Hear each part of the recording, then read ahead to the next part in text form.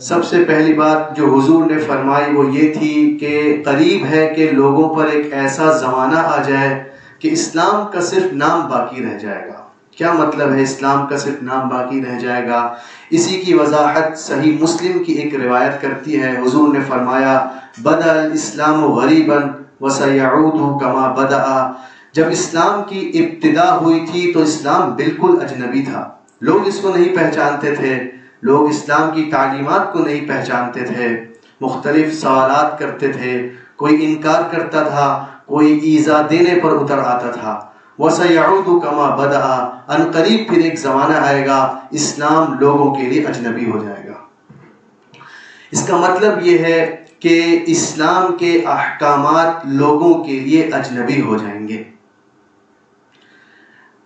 لوگوں کا کردار، لوگوں کی گفتار، رہن سہن، بات چیت، بول چال، طور طریقے، معاشرت، معاملات، سیاست اسلامی نہیں ہوں گے۔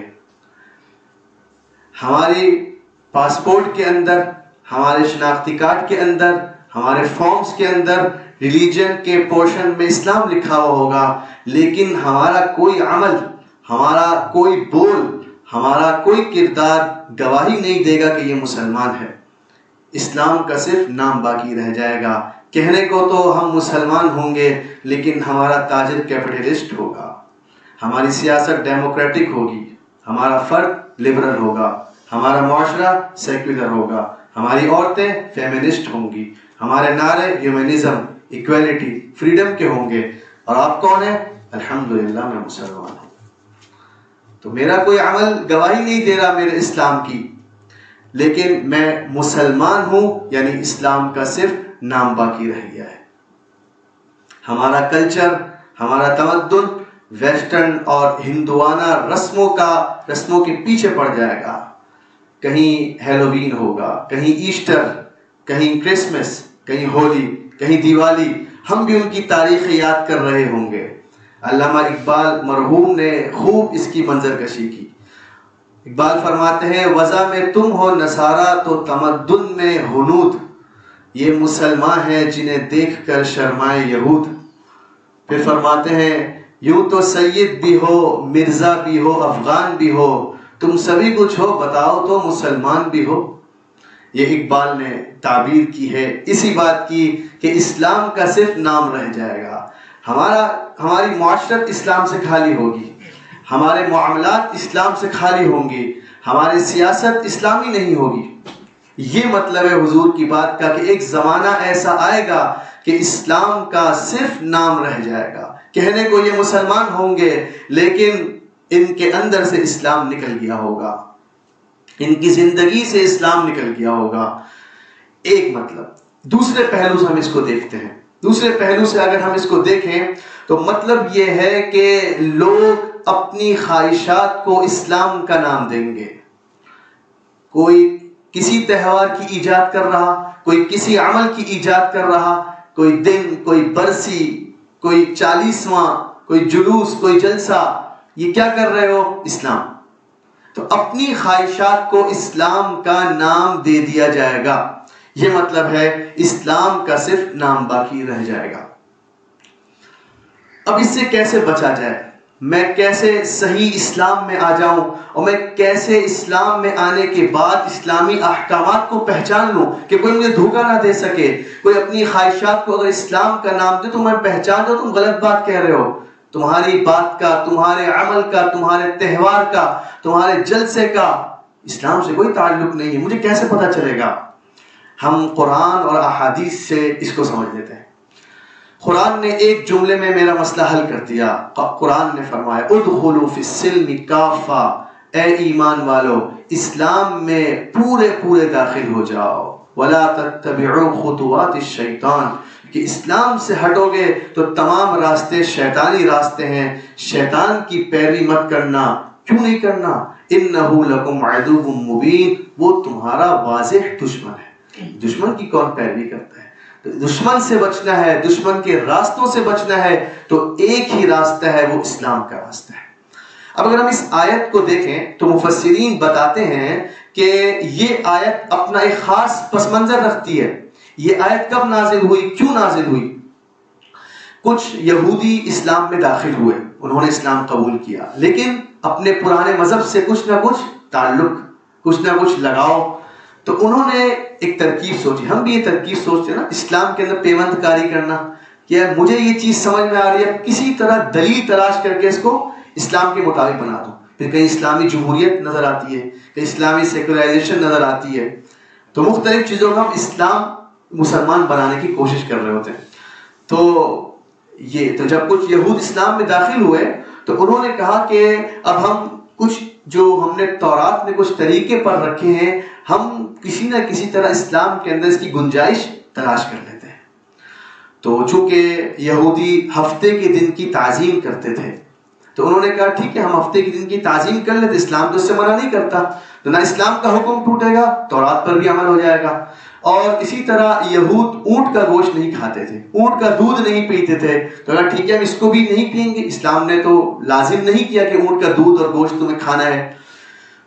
تو حضور کو جب اس بات کا علم ہوا کہ کچھ لوگ اس طرح سوچ رہے ہیں اسلام میں آنے کے بعد کہ کسی طرح ہم یہود کی تعلیمات پر بھی عمل کر لیں اور اسلام کی تعلیمات پر بھی عمل کر لیں، تو اللہ نے یہ آیت اتار کے بتایا کہ اسلام میں آنے کے بعد کسی اور کی تعلیمات پر عمل کرنا، اسلام اس کی گنجائش نہیں دیتا، کیونکہ اسلام اپنا ایک مکمل نظام رکھتا ہے. اسلام کے نظام میں کسی اور کا عمل دخل اسلام اسے قبول نہیں کرتا. اسلام اپنی معاشرت بھی بتاتا ہے، اسلام اپنے معاملات بھی بتاتا ہے، سیاسی طریقہ بھی بتاتا ہے، طرز زندگی بھی بتاتا ہے، رہن سہن کس طرح ہو، سب کچھ بتا دیتا ہے. جب سب کچھ اسلام نے بتا دیا، پھر کسی اور کی تعلیمات کی کیا ضرورت رہ جاتی ہے؟ اب اسلام کہتے کس کو ہے؟ اسلام کا اگر آپ معنی کریں تو آپ کہتے ہیں سبمیشن ٹو اللہ، خدا کے آگے سرنڈر کر دینا، اپنی مرضی کو خدا کی مرضی کے تابع بنا دینا، گویا اپنی لگام خدا کے ہاتھ میں دے دینا، یہ اسلام ہے. یعنی بغیر کسی استثناء کے اسلام کی تمام تعلیمات پر عمل کرنا، یہ اسلام کا تقاضا ہے. میرا کردار بھی اسلامی ہو، میرا لباس بھی اسلامی ہو، میری بول چال بھی اسلامی ہو، میری معاشرت، معاملات، سیاست سب کچھ اسلامی ہو جائے، یہ آیت اس چیز کا تقاضا کرتی ہے. اب اگر میں بعض چیزوں پر تو یقین رکھتا ہوں کیونکہ مجھے اچھی لگ رہی ہیں، مجھے اچھا لگتا ہے رات کو نماز پڑھنا، تو میں الحمدللہ کہتا ہوں میں رات کو نماز پڑھتا ہوں. مجھے اچھا لگتا ہے کہ میں اسلام کے اس عمل کو فالو کر لوں، تو میں اس کو کر لیتا ہوں. لیکن جو حکم مجھے ناگوار گزرتا ہے میں کیا کروں؟ اسلام تو یہ کہتا ہے کہ جب تم اسلام میں آ گئے تو تمام تعلیمات کو اختیار کر لو. افتؤمنون ببعض الکتاب وتکفرون ببعض، بعض پر ایمان لاتے ہو، بعض کا انکار کر دیتے ہو. یہ خدا نے یہودیوں کی صفت بیان کی سورہ بقرہ کے اندر.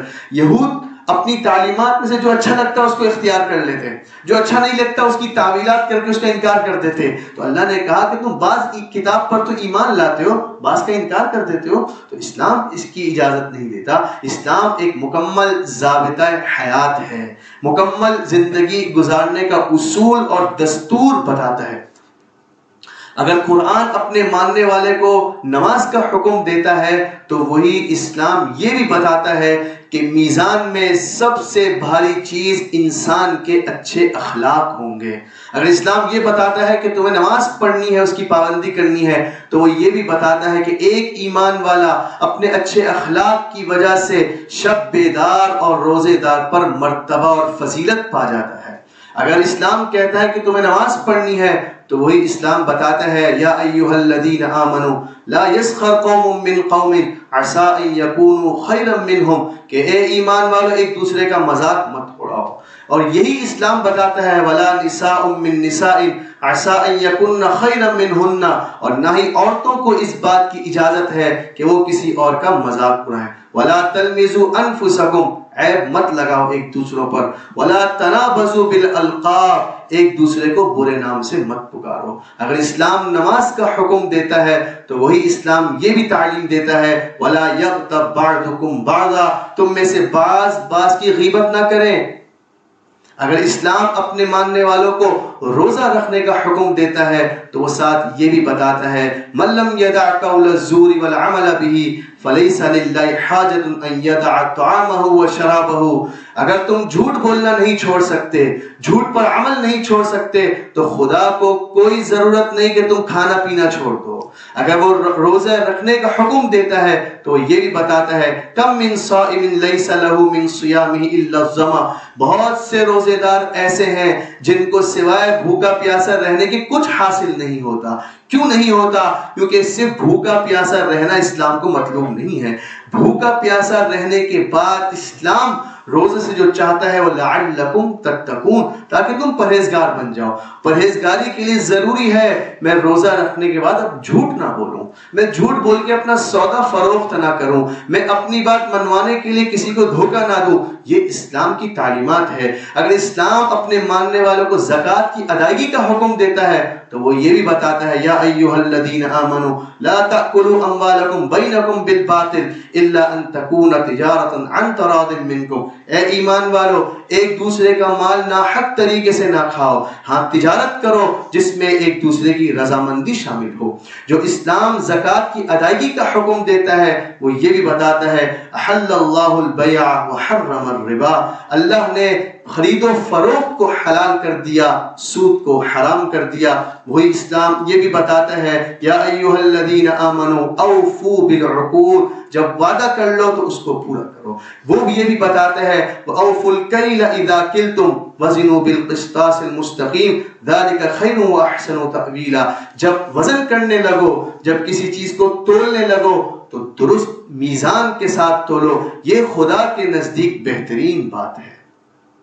جب اسلام اپنے ماننے والے کو حج کا حکم دیتا ہے تو وہ یہ بھی بتاتا ہے کہ حج میں جاؤ گے مصائب، مشکلات، تنگیاں، سختیاں آئیں گی، پھر کیا کرنا ہے؟ برا رویہ اختیار کرنا ہے، بد تہذیبی کرنی ہے، بد اخلاقی کرنی ہے۔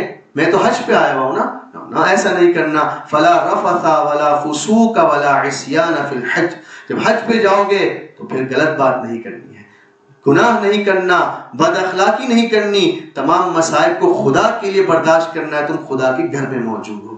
تو اسلام جہاں پر عبادات کا حکم دیتا ہے، اسلام جہاں عقائد کی درستگی کا حکم دیتا ہے، وہیں ہمیں اپنی معاشرت کو درست کرنا بھی بتاتا ہے۔ بیوی کے ساتھ کیسا رویہ ہوگا؟ حضور نے فرمایا تم میں سے بہتر وہ ہے جس کا سلوک اپنے گھر والوں کے ساتھ بہتر ہو، اور میں تم میں سب سے بہتر ہوں۔ وعاشرہن بالمعروف، عورتوں کے ساتھ اچھی معاشرت اختیار کرو۔